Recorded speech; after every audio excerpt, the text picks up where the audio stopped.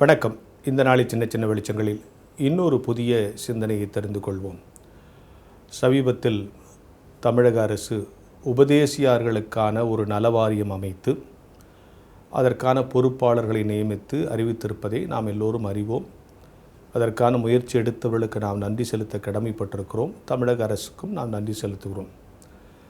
நம்முடைய திருச்சபைகளில் உபதேசியார்னு ஒரு பொறுப்பு இருக்குது இல்லையா?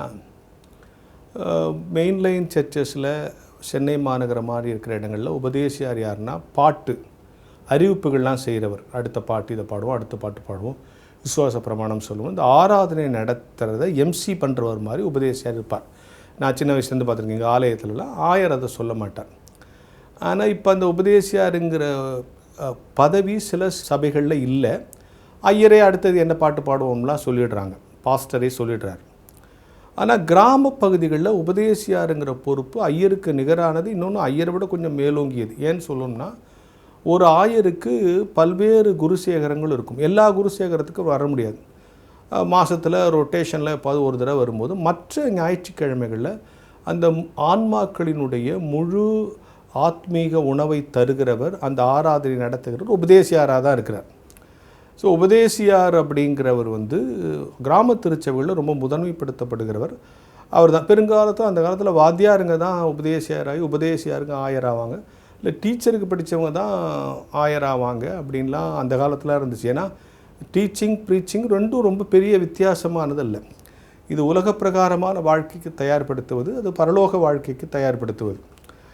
அதனால் இந்த ரெண்டும் டீச்சிங் முடிச்சுட்டு அப்புறம் பாஸ் ஆனவங்களாம் நிறைய பேர் இருக்கிறாங்க. இப்போ பாசு வேலைக்கு போயிட்டு அங்கே ரொம்ப சிரமமாக இருக்குன்னு டீச்சர் வேலைக்கு வர்றவங்களும் இப்போ இருக்கிறாங்க. அது வேறு விஷயம், விட்டுருங்க. அப்போ இந்த உபதேசியாருங்கிற பொறுப்பு, இந்த உபதேசியார் நலவாரியம், இதுக்காக நம்ம நன்றி செலுத்துகிறோம்.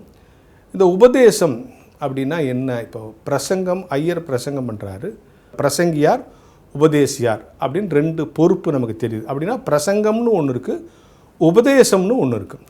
பிரசங்கம்னா என்ன, உபதேசம்னா என்ன? ரெண்டும் ஏறக்குறைய ஒன்று தானே சார். பிரசங்கம்னா அதுவும் டீச்சிங் தான், உபதேசங்கிறதும் டீச்சிங் தான். பிரசங்கம்னா என்னென்னா புதுசாக ஒரு விஷயத்தை அவனுக்கு சொல்கிறது. உபதேசங்கிறது என்னென்னா கேட்ட விஷயத்தில் நீ நிலச்சி நிற்கிறியான்னு அவனை செக் பண்ணுறது, அவனை உபதேசிக்கிறது. புறஜாதியாரை திருச்சபைக்குள்ளே சேர்ப்பதற்கு பிரசங்கம், திருச்சபைக்குள்ளே இருக்கிறவர்களை பரலோகத்துக்கு தயார்படுத்துவது உபதேசம். இப்போ உபதேசியாருடைய வேலையப்பா நீ எல்லாம் வசனம் கேட்டிருக்க, நியாயப்பிரமாணம் தெரியும், விசுவாச பிரமாணம் தெரியும், ரட்சிப்பு தெரியும், ஞானஸ்நானம் தெரியும், திருவிருந்து தெரியும், இதெல்லாம் தெரியும். இதெல்லாம் பிரசங்கத்தின் மூலமாக சொல்லி கொடுத்துட்றோம். இதன்படி நீ நடக்கிறாயானா அடிக்கடி உபதேசம் பண்ணுவாங்க. அப்போ உபதேசியாருங்கிற பொறுப்பு ரொம்ப முக்கியமான ஒரு பொறுப்பாக இருந்திருக்கிறது. உபதேசம் மக்களுக்கு தேவை. எல்லா நேரத்திலும் பிரசங்கம். பிரசங்கம் யாருன்னா திருச்சபைக்கு வெளியே இருக்கிறவங்களுக்கு, அவங்களுக்கு பிரசங்கம். புறஜாதியாரை திருச்சபைக்குள்ளே கொண்டு வருவதற்கு. இன்னும் சுருக்கமாக இப்படி சொல்லலாம், புறஜாதியாரை விசுவாசியாக்க. உபதேசம் என்பது விசுவாசியை சீஷனாக்க. தென் மீன் நீ விசுவாசா போததை அவரை ஃபாலோ பண்ணணும்.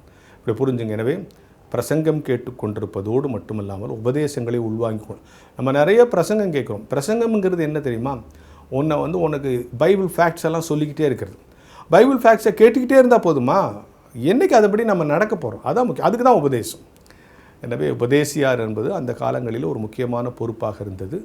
இந்த காலத்தில் உபதேசியார் இல்லைனாலும் உபதேசங்கள் அவசியம், உபதேசங்களை கேட்பதும் அவசியம். எனவே நாம் புறஜாதியாராக இருந்து விசுவாசியானதோடு நிறுத்திவிடாமல் விசுவாசியிலிருந்து சீஷனாகிற அந்த நிலைக்கு நாம் உயர வேண்டும் என்கிற ஞான வெளிச்சத்தோடு இந்த நாளை தொடங்கும்.